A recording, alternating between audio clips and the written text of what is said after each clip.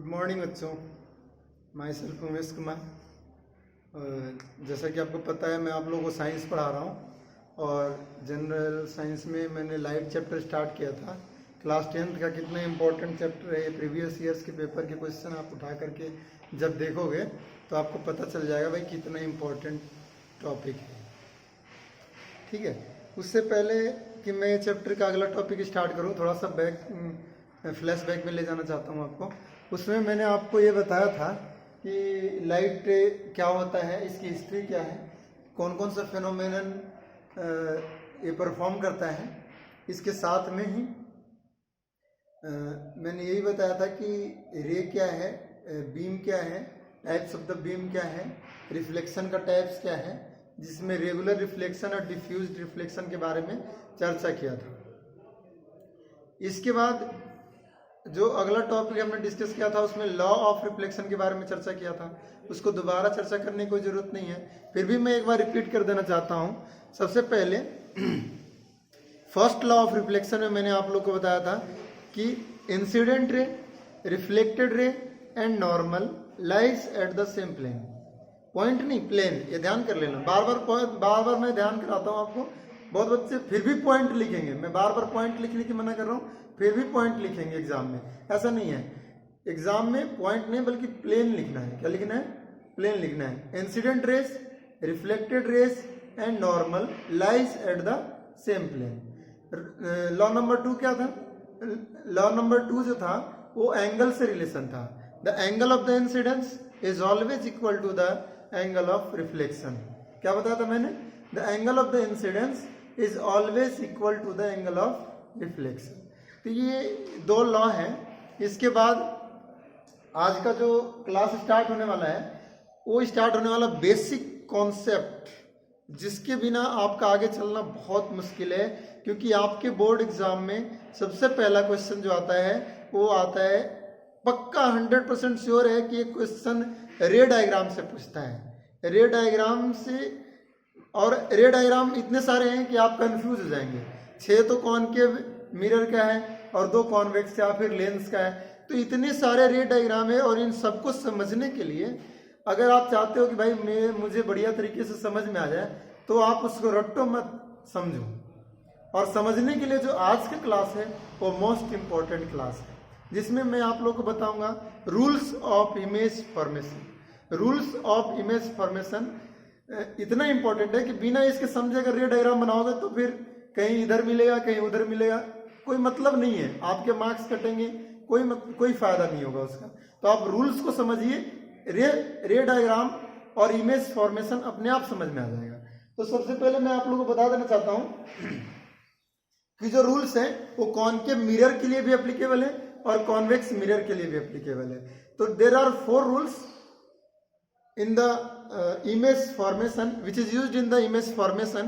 तो ये चारों रूल्स के लिए कॉनकेव और कॉन्वेक्स दोनों का रे डायग्राम एक एक करके डिटेल से हम लोग डिस्कस करेंगे। तो सबसे पहला जो रे डायग्राम, सबसे पहला जो रूल है, रूल नंबर 1 जो है वो ये कहता है कि कोई भी मिरर के प्रिंसिपल एक्सिस के डायरेक्शन में प्रिंसिपल एक्सिस के पैरेलल, मैंने क्या कहा, कोई भी रे ऑफ लाइट या beam of light, no problem, कोई भी रे ऑफ लाइट या beam of light principal axis के पैरेलल, प्रिंसिपल एक्सिस के डायरेक्शन में मिरर पे फॉल होती है तो आफ्टर रिफ्लेक्शन प्रिंसिपल फोकस से होकर के वापस जाएगी। With the diagram you can understand rule number 1। In the rule number 1 it is your concave mirror,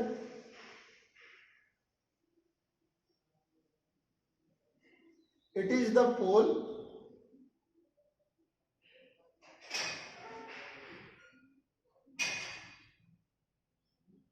it is the focus और it is the center of curvature।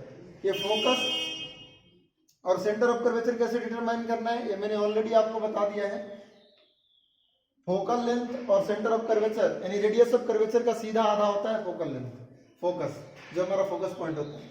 मैंने कहा जो rule number 1 क्या कहता है कि व्हेन अ रे of light, इसका स्टेटमेंट क्या है कि व्हेन अ रे of light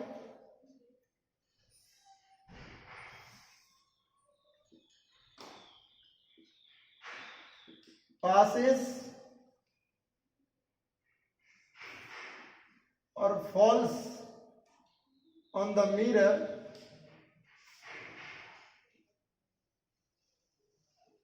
from the focus.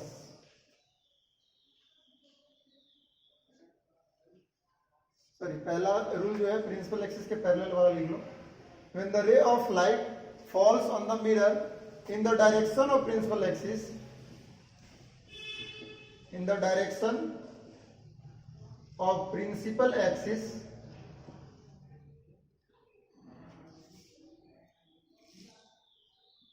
and parallel to the principal axis, and parallel to the principal axis, it will bounce back from focus. ये कोई अलग नहीं है, आपको मैंने डिटर्मिनेशन ऑफ द फोकस जब बताया था उस समय ही बताया था कि जब भी कोई प्रिंसिपल एक्सिस के पैरेलल रे आती है तो आफ्टर रिफ्लेक्शन ये फोकस से होकर के जाती है. तो वही सेम केस यहाँ पर भी है. रूल नंबर फर्स्ट क्या कहता है, जो प्रिंसिपल एक्सिस के अगर पैरेलल रे ऑफ लाइट आती है तो सीधे रिफ्लेक्शन के बाद कहाँ से आएगी, ये फोकस से होकर के जाएगी. आपके पास स्केल होगा, मेरे पास विदाउट स्केल है, आप सीधा फोकस से पास करो. रूल नंबर 1, जब इसका कॉनकेव का बनाएंगे तब भी कोई प्रॉब्लम नहीं होना चाहिए आपको. कॉन्वेक्स का जब डायग्राम बनाओगे तब भी कोई प्रॉब्लम नहीं होना चाहिए.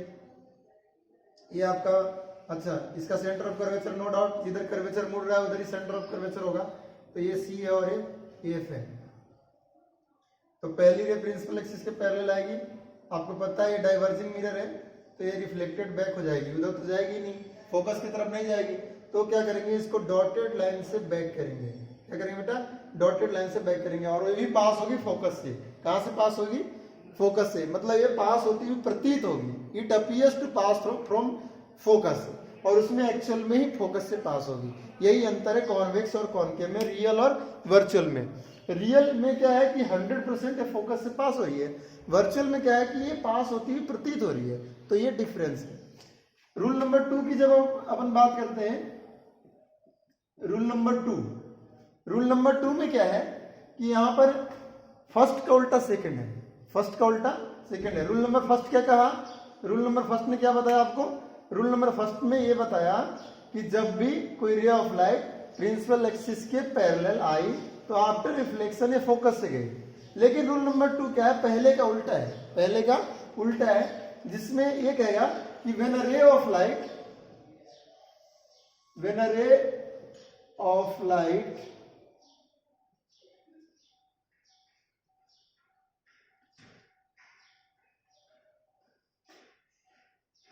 falls on the mirror,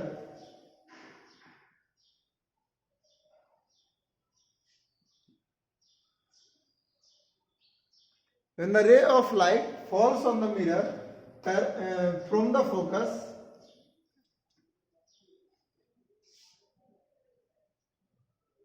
it will be parallel after reflection.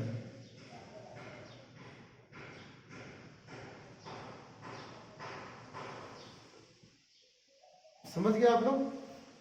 तो व्हेन द रे of light falls on the mirror from the focus it will be parallel after the reflection. रे डायग्राम से आप समझ लीजिए, ये आपका मिरर है, जानते ही हो कौन सा मिरर है. जब तक पॉलिशिंग नहीं करेंगे तब तक हम ये नहीं कह सकते कि भाई ये कॉनकेव मिरर है या कॉन्वेक्स मिरर है, क्योंकि जब तक पॉलिशिंग नहीं होती है तब तक डिटरमाइन नहीं कर सकते कि ये आउटवर्ड रिफ्लेक्शन हो रहा है कि इनवर्ड रिफ्लेक्शन हो रहा है. अगर इनवर्ड से रिफ्लेक्शन हो रहा है तो आप कह सकते हो कॉनकेव है, अगर आउटवर्ड से रिफ्लेक्शन हो रहा है तो कहेंगे कॉन्वेक्स है. यहाँ इनवर्ड रिफ्लेक्शन हो रहा है.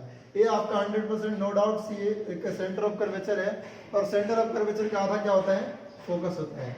तो मैंने कहा कि जब प्रिंसिपल फोकस से कोई रे ऑफ लाइट फॉल हो रही है, इसका मतलब क्या है कि प्रिंसिपल फोकस से जब रे ऑफ लाइट फॉल हो रही है तो आफ्टर रिफ्लेक्शन कैसा होता है, पैरेलल हो जाता है.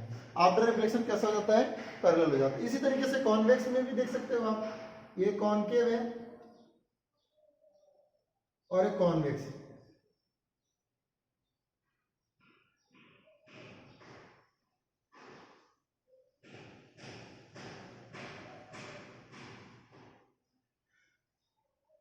ये प्रिंसिपल एक्सिस है नो डाउट।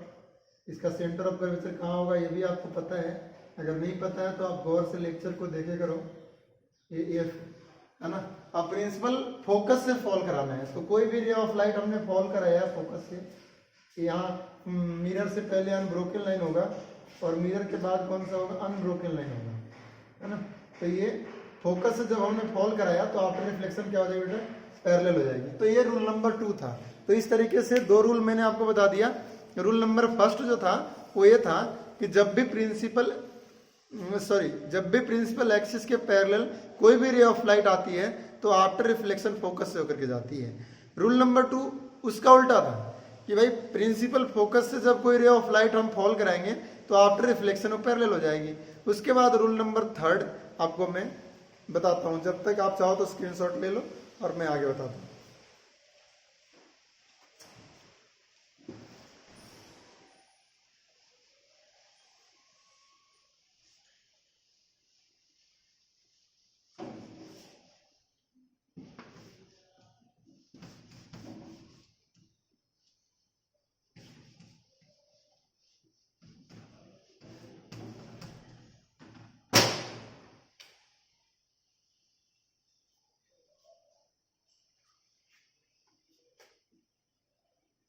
तो मेरे प्यारे बच्चों अब रूल नंबर 3 पे आते हैं। मैंने पहले ही बोला है कि जब तक आपको रूल समझ में नहीं आया और जब तक आपको रूल याद नहीं है तब तक आप कोई भी इमेज फॉर्मेशन सक्सेसफुली और बिल्कुल करेक्ट नहीं कर सकते, क्योंकि उसमें जो रे है वो मिलाना कैसे है, कैसे मिलेगी आफ्टर रिफ्लेक्शन, तो इसमें कंफ्यूजन होगा। कोई सा रूल लगाएगा, कोई सा रूल लगाएगा। बुक में भी अलग अलग तरीके से डायग्राम्स मिलेंगे, फिर आपको बहुत बड़ा कंफ्यूजन होगा कि हमें कौन सा बुक फॉलो करना है, कौन सा टीचर का फॉलो करना है। ये सारी चीजें आपको मैं बता रहा हूं। सबसे पहले रूल्स इंपॉर्टेंट है, इमेज फॉर्मेशन इंपॉर्टेंट नहीं है। एक इमेज फॉर्मेशन को 2 से अधिक टाइप से किया जा सकता है, ठीक है। तो आपको सबसे पहले मेरे कहने का मतलब क्या है कि सबसे इंपॉर्टेंट क्या है, रूल्स ऑफ इमेज फॉर्मेशन है। ये अगर आपको समझ में आता है तो बाकी चीजें तो बहुत पीछे है, तो आप समझने की कोशिश करो रूल्स ऑफ इमेज फॉर्मेशन। तो रूल नंबर 3 की जब बात करेंगे तो व्हेन अ रे of light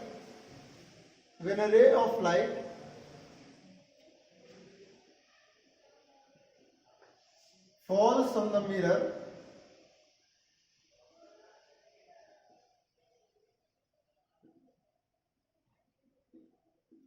through the center of curvature,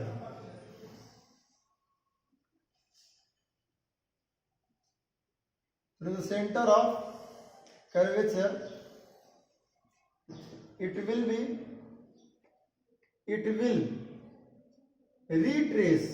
retrace समझते हो ना, री मतलब पुनः, ट्रेस मतलब उसी पाथ, रिट्रेस मतलब फिर से उसी पाथ को रिट्रेस कर लेता है, जिस पाथ से वो आया है उसी पाथ से वो रिटर्न हो जाता है, तो उसको रिट्रेस करना है। तो when the ray of light falls on the mirror through the center of curvature, it will retrace its original path after reflection। With diagram आप समझ सकते हो। This is the concave mirror, it is polished, it is the pole and the imaginary line passing through the pole and center of curvature. You are already aware about this. This is called principal axis. The imaginary line passing through the center of curvature and pole is called principal axis. मेरे प्यारे बच्चों, मैंने कहा कि जो rule number 3 है वो centre of curvature के बारे में है।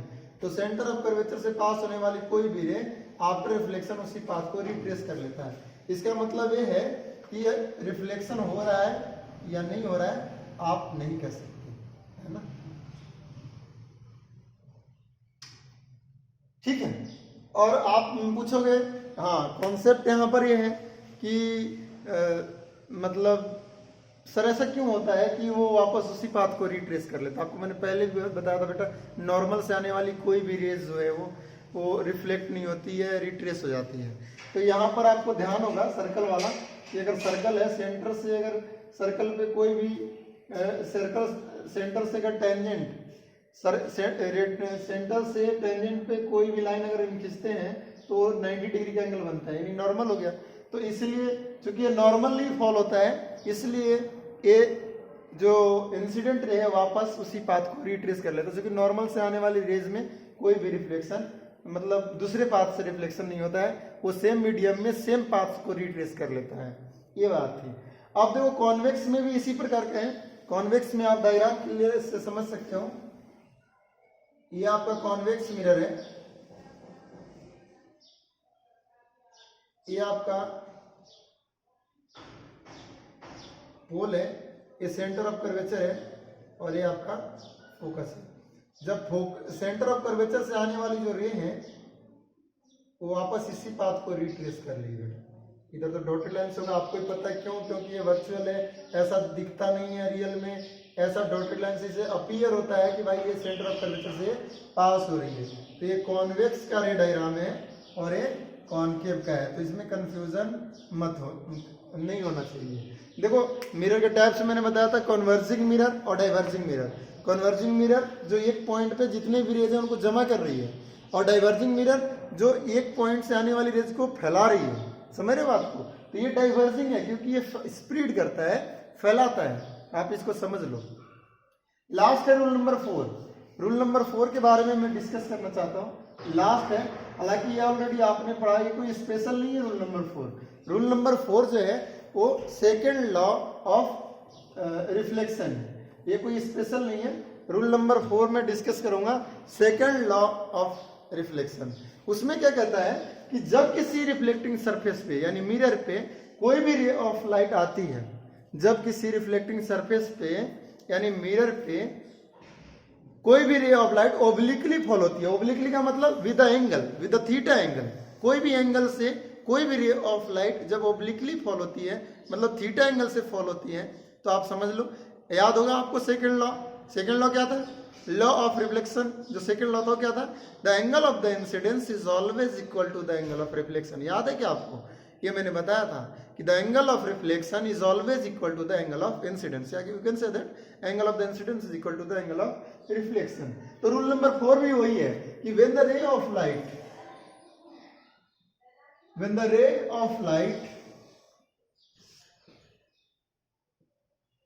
falls on the mirror obliquely,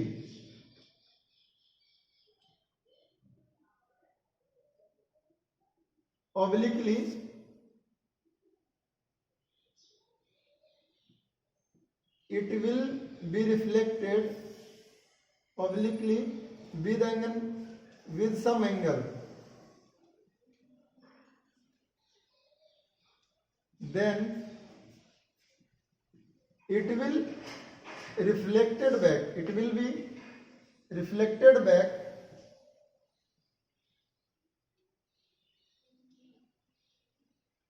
with the same angle.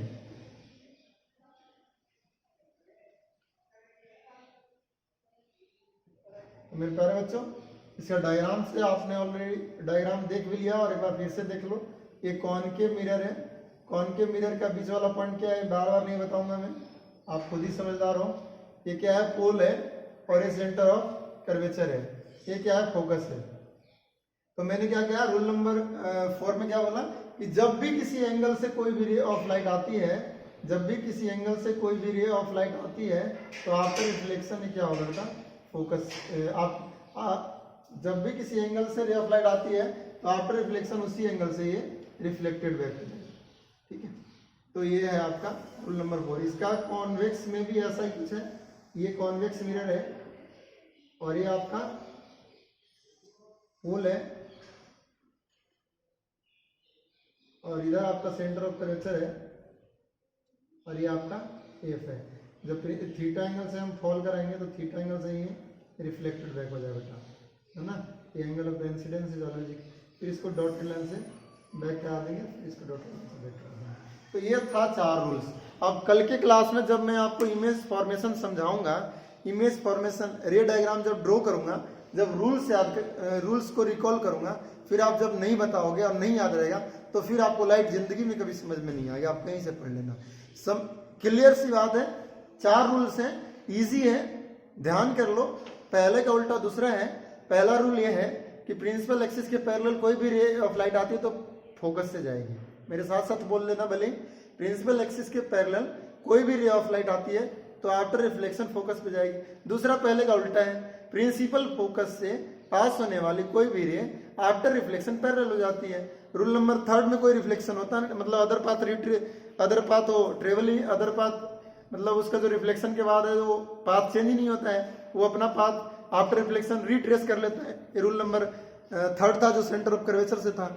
और रूल नंबर 4 जो था वो कॉमन है, सेकेंड लॉ ऑफ रिफ्लेक्शन है, जिसमें एंगल ऑफ द इंसिडेंस और angle of the reflection is always equal to the angle of the incidence के बराबर था। मतलब जिस एंगल से वो आ रही है रे ऑफ लाइट उसी एंगल से वापस हो जाएगी। ये रूल नंबर 4 है। तो आज की क्लास में इतना ही, कल हम लोग फिर मिलते हैं अगले लेक्चर में, जिसमें अगला टॉपिक इमेज फॉर्मेशन होगा। और आपको ये रूल्स याद होने चाहिए, जब तक रूल्स याद नहीं होंगे ना जब तक कोई कुछ नहीं समझ सकता, इमेज फॉर्मेशन बिल्कुल नहीं समझ सकता। फिजिक्स को इजी और सिस्टमेटिक वे से स्टार्ट किया हूँ, और अगर ये पहला चैप्टर कंप्लीट हो जाता है तो समझ लो अच्छे मतलब 10 मार्क्स के कम से कम चैप्टर कंप्लीट हो गया। बहुत ही इंपॉर्टेंट चैप्टर है। ओके।